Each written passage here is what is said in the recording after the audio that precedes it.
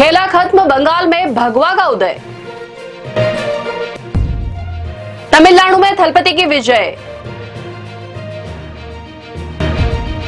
कांग्रेस की केरल वाली संजीवनी। असम में भाजपा की हैट्रिक। नमस्कार, मैं रूपाली बर्वे और आप देख रहे हैं वेब दुनिया की खास पेशकश WD नाउ, जिसमें बात करेंगे आज की खास खबर की।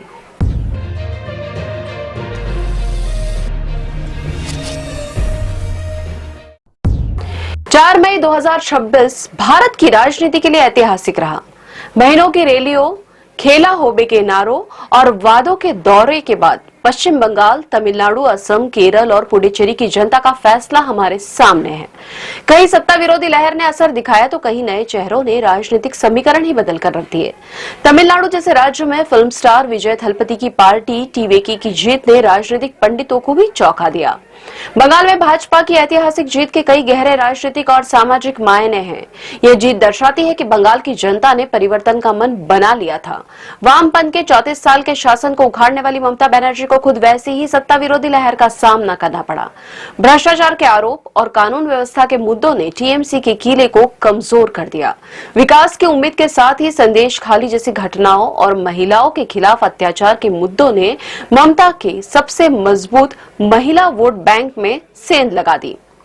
सीएए के लागू होने और नागरिकता के वादों ने मतुआ और अन्य शरणार्थी समुदायों के वोटों को भाजपा की ओर पूरी तरह मोड़ दिया।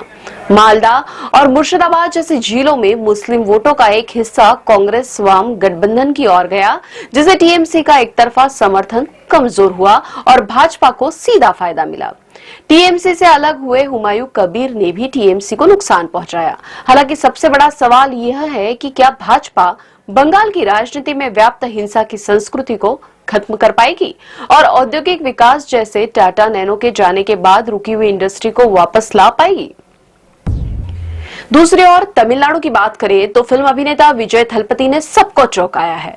चुनाव से कुछ ही समय पहले पार्टी बनाने वाले विजय बहुमत से कुछ ही सीट्स पीछे है, लेकिन उनकी सरकार बनना तय है।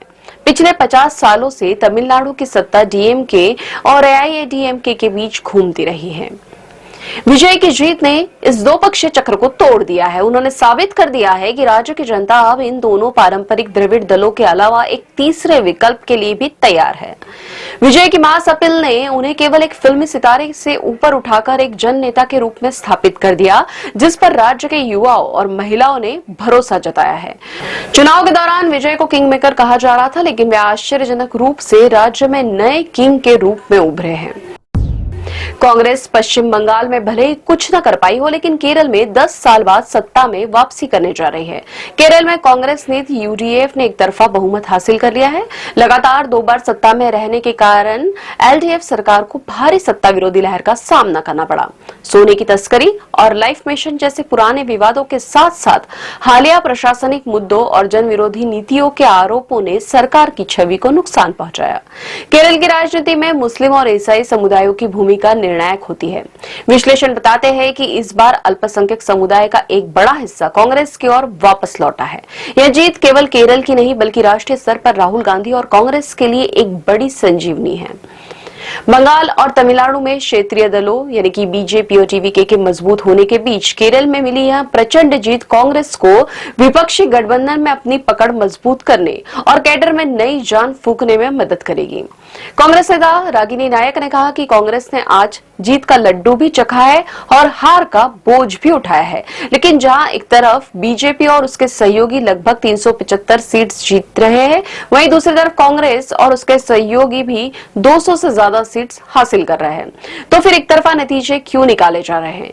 बीजेपी के ध्रुवीकरण वाले नैरेटिव का महिमा मंडन क्यों किया जा रहा है? असम और पुडुचेरी में यथास्थिति बरकरार रही है। असम में भाजपा हैट्रिक लगाने जा रही, वहीं पुडुचेरी में एनआर कांग्रेस के साथ मिलकर भाजपा वहां एक बार फिर सरकार बनाने जा रही है। पिछले कुछ समय से जिस तरह की राजनीति सामने आ रही है, उससे क्षेत्रीय दलों के अस्तित्व पर सवाल खड़ा हो गया है। 5 राज्यों के चुनाव परिणामों ने भी इस बात की पुष्टि की है। जिन नेताओं के राजनीतिक करियर पर एक तरफ से विराम लगा है, उनमें पश्चिम बंगाल में ममता बनर्जी है, जिनका किला हाल ही में ढह गया। बिहार में नीतीश कुमार लगभग खत्म हो चुके हैं, वहीं लालू यादव की विरासत संभालने वाले तेजस्वी यादव भी कुछ खास नहीं कर पाए हैं। उड़ीसा में नवीन पटनायक की राजनीति तकरीबन खत्म हो चुकी है। दिल्ली में अरविंद केजरीवाल फिलहाल उबरने की स्थिति में नहीं है।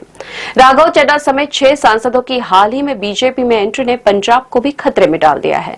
महाराष्ट्र में शिवसेना की स्थिति कोई खास नहीं है। ऐसे में कोई आश्चर्य नहीं जो देश की राजनीति भाजपा और कांग्रेस के इर्द गिर्द सिमट कर रह जाए। ताजा विधानसभा चुनाव के परिणाम भी कुछ इसी और संकेत दे रहे हैं।